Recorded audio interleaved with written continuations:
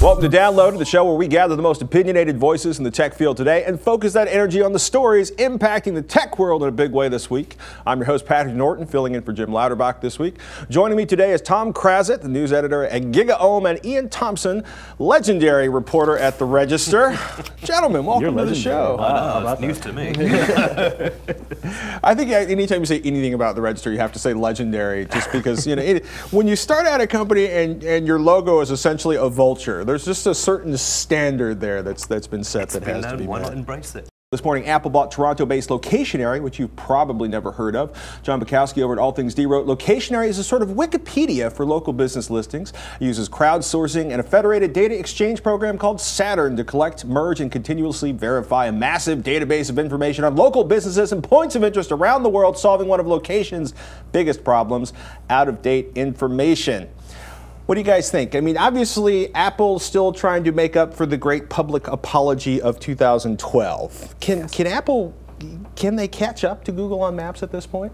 Well, they have to try. I mean, they can't just sit there and pretend that, the system that they have right now and the app that they have right now is good enough. And I think they've been pretty clear about that. I mean, it's not a skill they necessarily have inside the company, so going outside to find talented people. I mean, I don't know if this was the consolation prize. Well, I mean, they're coming up from a massive shortfall in investment. I mean, Google's been throwing money at this for years, and, they can't, I don't think Apple has it in its corporate sort of raison d'etre to say, we're sorry, we'll do business with Google again. They're going to have to source it. I mean, I think it's a data question, right? And it's like, you want to control the data. You want to make sure it's your data that's powering these things, and you don't want to let your competitor have access to that data. So that's, I sort of get why they want to deny Google that role. But to do it with a substandard, I mean, I know Apple users are prepared to put up with a lot, but for goodness sake, when you're getting redirected into the middle of nowhere, then it's just not a functional alternative. It's gotten better, but it's not. Yeah, it's not a proper substitute yet. I thought it was funny that,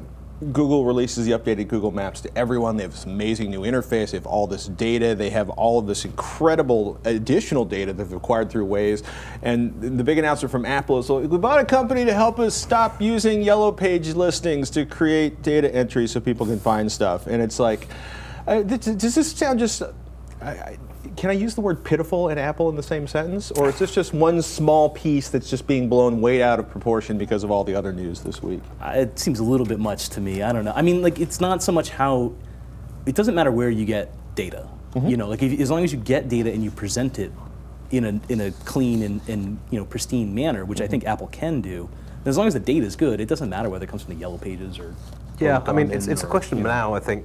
They should just work on integrating the two, and the two recent buys they've got, trying to gradually get a better product out there. But they've got to move fast because, I mean, mapping on a cell phone is something that is, for most people, is a must-have app. And if it's not good enough, then eventually it's going to start cutting into their user base. So it was the big lesson here is this just a cautionary tale for video game companies can release broken apps early, and everybody will download the patches and deal with it. High-profile applications on your major operating system, not a good idea?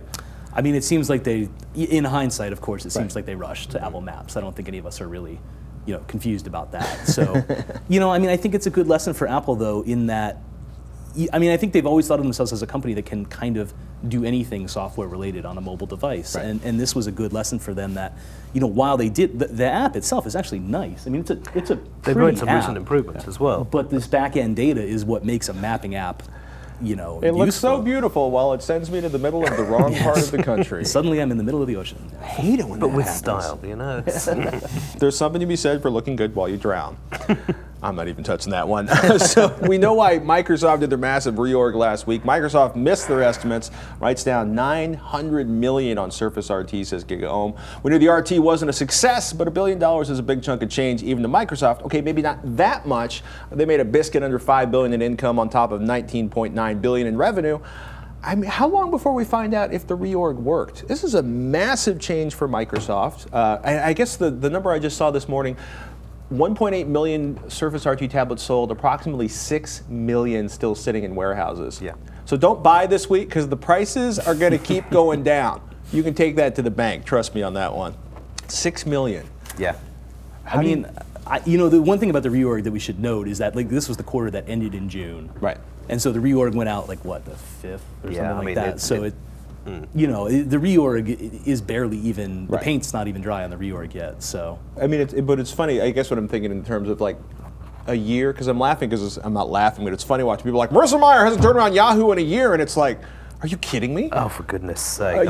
She's running a company which is smaller than one of the divisions that she'd run at Google. It's just this is not a step up so far. She may turn it around, but yes, Yahoo has a systemic problem. Like they don't know what they are. I think at least Microsoft with the reorg has said pretty clearly, this is what we want to do in the 21st century. And I don't think Yahoo has figured that out yet. But I mean, kudos to Microsoft for at least finally acknowledging that they needed to change the way they were doing business as business changed. But I mean, they've been talking about this sort of stuff for a couple of years now, and you're talking about time limit. I mean, I had a private sort of chat with my publisher about this, and he was just like, well, let's start laying bets on how long Ballmer's going to stay around. Well, that's the big one now. Yeah, that was the big theme last week is why isn't Ballmer gone? Why isn't Ballmer gone? Why isn't Ballmer gone? But who's going to replace him? He spent the last 3 or 4 years carefully getting rid of people like Ray Ozzie and the rest of them who could have taken over from him and taken things forward. He wants to run the shop still, and certainly based on the analyst call and the results that we've seen so far, it isn't working. Well, I mean, as long as Ballmer has the confidence of Bill Gates, Ballmer will still be there. And I think if Microsoft really wants to turn itself around, Gates is going to have a conversation with himself or with Ballmer where he says, listen, are you the right guy to take this company forward? And, until, I mean, I don't know, Gates never really talks about Microsoft anymore, but he's obviously still, Oh, yeah. He's the chairman of the board. Key to the Skype acquisition for a start. Yeah. So, I think as soon as Gates decides he's done with Ballmer, then Ballmer's out. But Gates hasn't made that decision yet for one reason or another. I would love to know the reasoning behind that. Well, maybe he's distracted. He's going off and saving the world. I was going to say. They go back a long way, and it's. I mean, after Alan left, Ballmer really sort of supplanted the friendship there, and I don't know if they can turn it around in time. I mean, Windows 8 is just still not there. 8.1 looks interesting, but not enough. I think they're at least headed in the right direction now. And the problem is they wasted 3 or 4 years. Yeah. So we'll see how that takes a toll. Google exhales another $14 billion revenue figure, it says the Register. Mountain View Chocolate Factory continues production of gold bars. And this was, though, below estimates. Yep. And what I didn't realize is that 93% of Google's revenue is still ad-based. And of course, the cost per clicks keep falling. Does Google need to really get hardcore like now about diversifying revenue? Because I find it ironic, like I talk to developers and like, we don't make a lot of money off of Android. You talk to hardware vendors and like, we don't make any money off. The only person making money off of Android is Microsoft, ironically. Yes. Well, Samsung's doing okay. So you are absolutely correct. And hopefully HTC will be doing okay again in the near future. But if they can pull it together, yeah. That seems to be the theme of this week's show. Can they pull it together? It could be a title. Can Google actually manage to diversify at this point? I mean, that's 93% of their revenue is ad clicks. I mean, they're in the midst of a transition like many of us. We keep talking about the mobile thing, right? And like Google has to start making more money from mobile advertising more quickly than it loses money from desktop advertising. Like the cost per click on Google ads continues to go down because they're just not as valuable as they once were. Sure. But there's still a lot of people clicking on them. I mean, they still made what, $3 billion? I mean, like that's, don't get me wrong. I think Google is aware of this problem, and I think they're taking, they're definitely trying to address it. But the expectations game, you can get yourself caught up in that a little too much, I think. I mean, Google doesn't provide its own estimates for performance each quarter. The analysts have to estimate everything, so there's no. It's harder to judge them, I think, on that way. And they've also said to them, they've said to analysts over the years, like, we're just going to do what we want to do. Like, we're Larry and we're Sergey, and we own more than half this company, and like we're going to run it the way we want to run it. And, it was funny, like watching the Facebook IPO. I laughed so hard. People are like, "Well, they didn't do it right," and I'm like, "Zuck kept all the money." Yeah, that seems like exactly what they found the number that was going to bring them all of the money and not leave any for the market. I'm like, isn't that the whole point of running your own company? Is to take all the money out of it and still keep control, ideally. But yes. That's as you say, which is exactly what they've done. But Google does have this diversification problem, and they've been throwing money across the waters. You've got Chrome OS, you've got the self-driving car, you've got all these little projects that are going out, and some of which are going to bear money a little bit, and some of which won't. But whether or not the long-term fall in the cost per click for advertising could be turned around, I don't think it can, because desktop is well, it's not dying, but certainly mobile is rapidly overtaking it, and no one has yet found a way to get more money out of mobile. And that's, I think, one thing in Google's advantage is that no one else has really figured out how to do it yet. Right. I mean, if Facebook could sort that out, their trials would be over. But, as soon as someone's going to figure it out. And Google either needs to be the person who figures it out, or they need to chase it really quick. I will pay to have or buy the person that figures it out. Yeah. Is it just me, or would you be willing to pay to not have any sponsored ads in your map links or other locations? Does that sound ridiculous? Could that be a business model?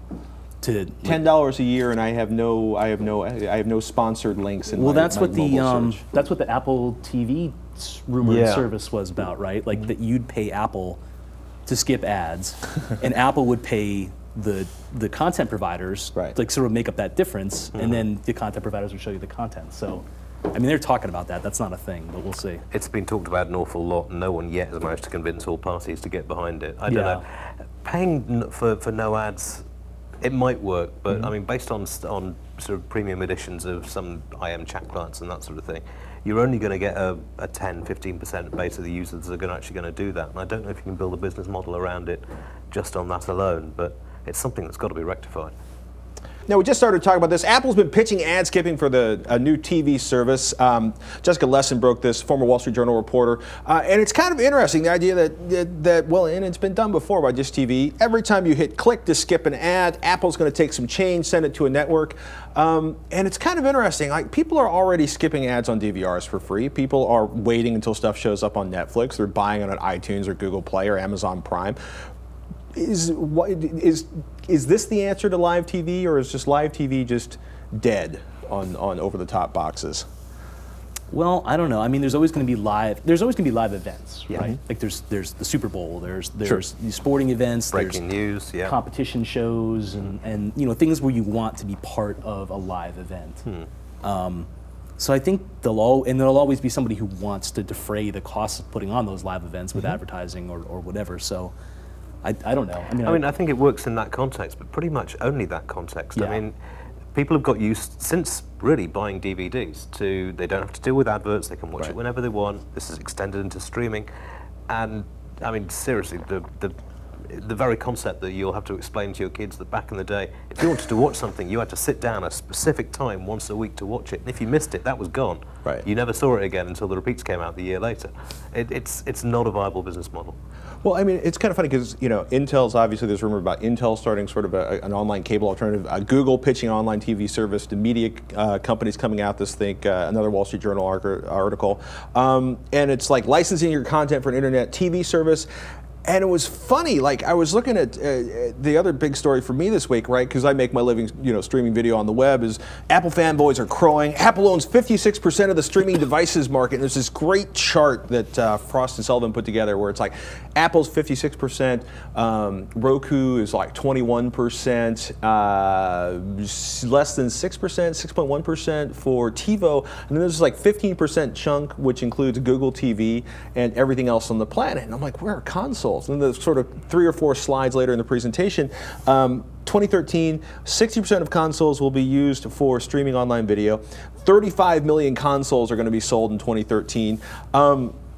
It's kind of crazy. Have Apple and Google already lost the streaming video war? Because I'm looking at this and thinking, like, obviously the PlayStation 4 and the Xbox 360, or the Xbox One and the PlayStation 3, to change back and forth, probably 100 million units in homes already. People understand the interface. They have a young demographic. It stretches into the 30s and 50s based on the user base.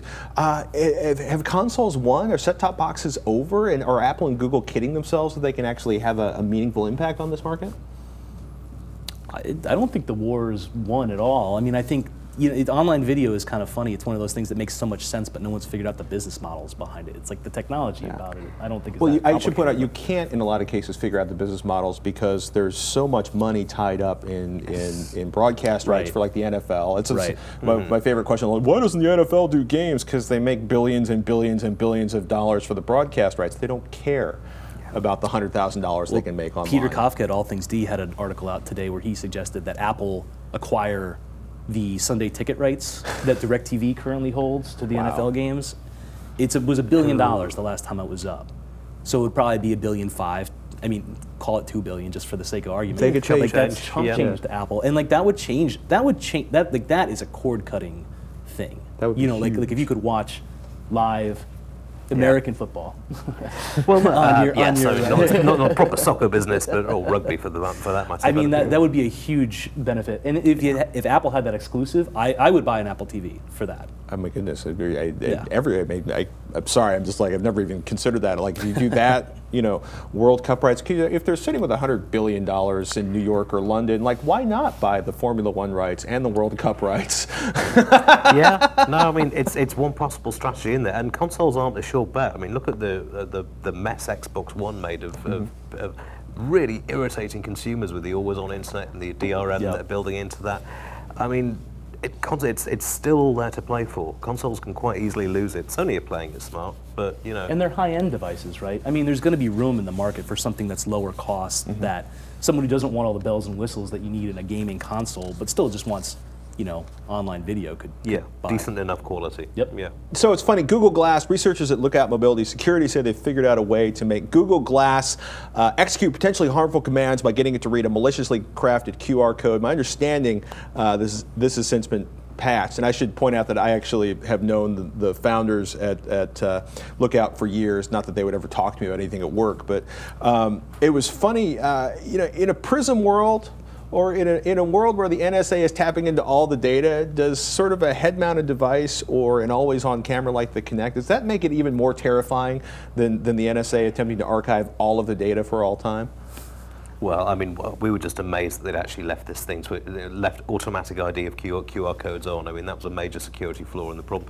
And I should imagine somebody at the security team is getting their backsides kicked at the moment over just that problem. But the fact is, we are going to be everyone is carrying around a camera now, and that's only going to increase. Glass, I think, is just the start. You're going to be seeing cameras built into an awful lot of things, audio recording technology built into a lot of things. We're doing a better job than the NSA ever could, to be honest. I think the security of these devices is a huge problem, though. Right. I mean, the more sensors you put or on... opportunity. Well, I mean, for security companies, yeah. Right. But yeah, it's... there was some stuff that came out this week about how even like smaller, less capable devices like the Fitbit just, can potentially be hacked, and they can get all kinds of data off of that. So it's so funny. They can basically tell where you traveled, what you've done, your level of exertion, where you were stationary. Well, another Wall Street Journal article. They had a great piece on stores tracking your movement inside of the store. That was. We had Gus Hunt, who's the director of IT, I believe, for the CIA at our Structured Data Conference earlier this year, and he basically said we can track you by your smartphone. We can know your gait. Yeah. Like how you walk, like if you take, you can be identified by things like that. It's kind of crazy to think about. And so it's funny because does that mean they're accessing accelerometers inside of there, or the pace of the movement? It's the GPS. And, I would imagine the accelerometer for gait, certainly, but I mean, it's just, the sheer level of refinement and detail you can get around. If this had been in the hands of the Stasi in the sort of late 80s, Germany the Berlin Wall would still be there. Well, I mean, this is a Stasi. This is like Stalin's dream. Can you imagine having all the information about the majority of the communications, or at least online? And that's what somebody pointed out to me. It's like, well, they have all this information, but they still don't have it if you stay offline. And I was like, oh, that's so Mafia Don of you. And those guys did so good with that, staying out of prison, didn't they? The conversation. My brother-in-law is immensely proud of the fact that if you cannot Google anything on him. He is devoted to keeping himself off the internet, to the extent we couldn't put our wedding photos up online if he was in them. Wow. But you can't find him online, or at least you can't without a serious amount of searching. That's an interesting thing. Does he perchance work in any, of the... No, he actually works for a record company, so it's just, but, I mean, he refuses to even carry a smartphone. It's a simple feature phone, that's it, and... Does the idea of the NSA, quietly combing through data in the background bother you guys? You comfortable with this? Well, yeah, I mean, to me, it's not so much the combing through data is one thing, right? To me, it's the amassing the data, all of the data. And they revealed this week in congressional hearings that they actually can target up to 3 hops away from a person. So if they've got a suspect, they can get that person's data with a secret warrant, no problem. But they can also talk to the people that talk to that guy, and the people that talk to the people that talk to that guy, and then even one more step further, which is like I think somebody said 4.3 steps is the entire internet. So Yeah. to me, it's like it's that massive collection for reasons that don't necessarily, you don't get that much of a better signal necessarily. And are you going to protect that data? Are you going to? But this is the problem. It's not even more efficient. What Yeah. it is more convenient. It's Yep. like when I come into the US, every time I come in, I have to get fingerprinted. Now, these fingerprints don't suddenly get beamed to a special center where they're carefully matched against known terrorists. They're simply there so that there's a record that those fingers have come into the US at that time. So that if later on you turn out to be somebody who you aren't supposed to be, they can know exactly when they let you into the country without Exactly. verifying that you weren't you. You get your picture from when you walked through the customs thing. Yeah, I mean, well, I always do a big smile on that, just in case you do get falsely accused. This man is dangerous. But I mean, seriously, the industrial scale of the information collection is what's really worried me. Is that there is no discrimination. I've got no problems with if somebody is a criminal and that's been, there is a warrant out there that's been signed off by a public court, not a private one. Then by all means, go and scoop that person's information. You could probably solve the crime very, very quickly. But the mass industrial collection just for convenience purposes, that's what really sticks in the craw. I don't feel like they've justified it either because they don't want to talk about it at all. So it's like if you can justify this massive collection, like I'll listen to you. Well, but, we're protecting the children. Well, Of course, yes. Someone has to protect the Several serious plots have been foiled by this, but it's like we'll take our word for it. And then, not 2 months before all this broke, they were lying in congressional hearings about the state of data collection. Oh my goodness. Yeah. And the data warehouse they're building in Utah is such a, I mean, it's like Willy Wonka's chocolate factory, yottabytes. And I was like, somebody's like, well, there's not that much storage in the world yet. I'm like, yet. Like, they're obviously operating with budgetary constraints that the average publicly held company isn't, and they are literally aiming to store the entire internet in multiple iterations. Well, I did hear an interesting rumor about that actually, because they're apparently investing quite heavily in tape storage. Magnetic tape. I mean, it sounds outdated, but it's incredibly cheap for storing huge amounts of information which you access rarely. So, just stick it in a tape rack and forget about it. It'll degrade after 10 years, but then you just cycle it through into a new medium that becomes cheaper. It's funny, it was interesting watching, like Facebook has such a ridiculous storage issue. They're taking petabytes of data and moving it onto hard drives on like blade servers and collections of hard drives that basically power down. So if you go to open that, the picture of the party from a few weeks ago you don't want your parents to see, or a few months ago, it literally has to go all the way back, fire up the machine, grab the data, and there may be a half second to a second delay to getting it because the power constraints in storing all of that data live is just ridiculous. They've done some very interesting things with the way they've architected their back end of their systems. While we're talking about security, my favorite story of the week, the town of Deer Trail, Colorado is considering hunting licenses for unmanned aerial vehicles, bounties for drones. Literally $100 drone boat. You get instead of getting your pig hunting license, you get your drone license, and the town will give $100 for each. If you bring in identifiable parts that they can identify as being part of a federal drone, they'll give you $100 for it. In terms of the actual ordnance itself, it was you're allowed 3 shots, and you can use these types of rounds to go after it. I think it's a great idea in terms of bringing tourists to the area, and hunters, I'm sure, will spend a lot of money on ammunition. And oh, I like that. You got to throw back the little ones, though. They only have to be a certain size, or you can't get your $100. I just feel sorry for any poor kid who's flying a kite round there. There's one, right? Perhaps they'll have free flying zone for the kites, and everything else is open. Hopefully. I'm sorry, I just found that highly amusing. Would you pay again for iOS 7 versions of your apps? Renee Ritchie writes, iOS 7 is coming, and with an all-new design language. This is up on imore.com. Apps will have to update to reflect that change or risk looking old and outdated. And updating apps in a major way is expensive. Do you guys think that there will be any hitch in application sales as they transition to iOS 7? Well, I mean, it's a question of how much Apple users will take, and I've been wrong on that one in the past. A lot, in my experience. Yeah, exactly. I mean, and I should own up that as an Apple user, who probably has $300 or $400 of software stuffed on this thing, I'm not really looking forward to the idea of having to buy $50 mapping applications or data management applications over again. It's great news for developers. They already make much more out of Apple development than they do out of Android. So I mean, from the developer standpoint, they're going to like it as long as it doesn't cut into the customer base too much. We've been talking to a lot of developers who seem to really want to move app pricing up, like move it away from the 99-cent model and the $2 model, and like actually charge more what you used to charge for boxed PC software. And you're not going to be able to charge that much for it, but like move more in that direction. And so it seems that that's a really popular You can't build an income stream on apps that cost $1. It just doesn't work. Stuff it full of well, you can if it's a very yeah. small company you're trying to support. Well, yeah. No, one person. I realize I I sound like a smartass, but it's always no. funny. Like I bought a $20 Twitter application for OS 10, and people are telling me that I'm an idiot, and I'm like, it solves problems. It's more efficient. Twitter buys applications and makes them useless. This is useful. This is $20 that makes my life simple. And it's like, it almost seems like there's just people, and it's not a generational thing, because I'm talking about people who are old enough to remember paying hundreds of dollars for relatively useless applications that are just upset. You know, all software should be free, and it's like, well, so we're all going to use software. I mean, I love open source. I love Linux, but you know, it's interesting to watch people try to figure out how to make more revenue out of this, especially on the Android side. I mean, are people squealing as loud as it sometimes seems on the Android side for the lack of revenue? I think a lot of developers that we talk to are still experimenting with Android. Like, they're still iOS focused, and they get around to doing stuff for Android because, you know, it's a huge user base. You don't want to ignore it, but you figure out kind of your business model and how things work on iOS, and then you port it to Android.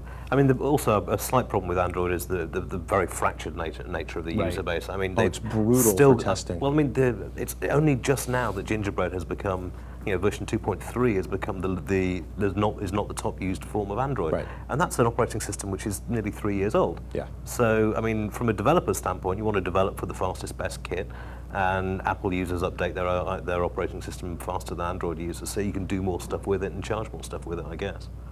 It's interesting. Yeah, having worked with some product testing on Android, it is a nightmare. When you get it's getting better, but yeah. I still can't believe that they didn't hold on to the rights. Giving the carriers control over the upgrades on the operating systems is just, I think it's hurt Android more than anything else. Well, I mean, I don't think Android would have gotten the market share that it has without that, though. So there's that. You know, like there's.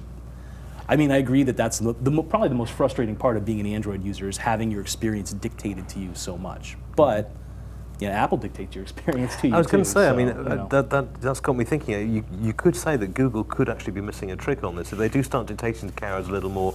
Let's have a little less of the rubbish software on there. Let's get a slightly more unified interface and make life easier for developers. They've got the market muscle now to push for that kind of thing. Yeah, and they've got a hardware company to roll that out as separate as they. You can't do it? Ooh, this is how it's done. Yeah. I'm sorry, you're talking about Samsung or Motorola at this point. Ooh. Sorry. I'm curious. I'm curious to see the Motorola phone released, but you know, shedding another 50% plus of the employees in 3 months is just. I'm kind of, you know, I'd love to see department by department breakdown and wonder where this is going and how it's going to impact the final product. But they've got to make some money out the mobile side. I mean, the patent portfolio they bought with Motorola isn't worth the money they paid for it. So they've got to start getting some revenue from somewhere if they're going to make anywhere close to their money back. Right. Well, that also brings us back to 93% of the revenue coming from click-through on ads and needing to monetize. It's a lot of revenue, though. Oh, my goodness. One more story before we go. Elon Musk revealing his high-speed Hyperloop transport design August 12th, or by August 12th. Are you excited? I mean, we have the greatest mass transit boondoggle in the history, I think, of the world about to go down here in California with the train from a town nobody really travels to a town nobody else really travels to. Those people are fired up. Yes, they are. And in more time than it takes to actually fly there as well. It's kind of. Well, to put it into context, so we had a bridge that partially fell down in the Loma Linda earthquake in 1989, and they might actually have it finished, the replacement span that they've been working on in 2014 if everything works out, since some of the bolts were problematic. That project went from $1 billion to $10 or $12 billion. So now California is going to do a $30 billion train that they expect the federal government to pay more than 2/3 of. I mean, you know, is Elon Musk talking this out because he knows he's never going to be able to build it himself and he wants to see if anybody can actually make it happen? Well, at the D conference earlier this year, he actually said that was the inspiration for this Hyperloop kind of idea, was watching California struggle with this project. And I love the quote that he used to describe it. It's a combination between the Concorde, a rail gun, and an air hockey table. Yeah. Like that kind of freaks me out a little bit, actually. Like, you're just going to shoot me across an air hockey table to LA? Like, well, I'll shoot you through an air hockey tube. I mean, oh yeah, that's so much better. Yeah. Well, it's funny when I think they were digging the 1 or the 9 in Lower Manhattan. They actually found the remains of a pneumatic train system that was buried down there and kind of used for a short period of time and forgotten. So it's obvious that the idea has worked in the past, and materials are a lot better now. Yeah, I mean, the technology behind the vacuum travel and those kind of speeds, it's been researched for about 50 years, but nobody's ever come close to making it work. Now, if he has got a plan to build sort of a tubular section of thing which you can manufacture in a factory and just lift it up, slot it together and go, he's claiming what? $6 billion to get from SF to LA? I can't see it happening in a month of Sundays. I mean, at the very least, you've got to get the land to go it over and just negotiating for the route. Yeah, it would be complicated enough. And you're building it in one of the most active earthquake zones on the planet, and you're like, oh, that. Yeah, you know, it better have really, really good liability insurance. Maybe they'll float it offshore. Interesting. One of Peter Thiel's little seasteads, the rest area along the way. I don't know. Yeah, anytime you start anything that precise, moving that fast on the ground in California scares the hell out of me. I don't want to go first. Yeah, I mean, even if it is safe, you know, you're still going to have a job of work to convince people to get on it. And it'll cost $1,000 probably, right? Wow. Take it like a 30-minute trip to LA. But what's interesting is that he has promised that he's going to open source keep ups to the technology. Now, if America drops the balls, it looks likely at the moment. China, other countries, if the technology works, even if they can't get it to pay here, somebody might. And I don't know. It's going to be interesting to see if he's actually got the technology to back up what he's talking about. Yes. He's got a fairly good record in the past. But this is a guy that went from like financial payments to rocketry to actually making what looks like it's going to be a profitable electric car company in North America. He certainly has some. He's got stones. He represents a part of the technology industry that a lot of us miss. I think, you know, the audacity to bet on things that appear to be crazy. And you know, he's not going to pull them all off, but he's trying and he's doing interesting things, and I don't know. I find that pretty amazing. All right, that's all the time we have for this episode of Downloaded. I'd like to thank Tom Krazit, the news editor from GigaOM, and Iain Thomson from The Register for joining me today. If you have any questions, comments, or suggestions, just post them right down here in the YouTube comments section. Until next time, you've been watching Downloaded.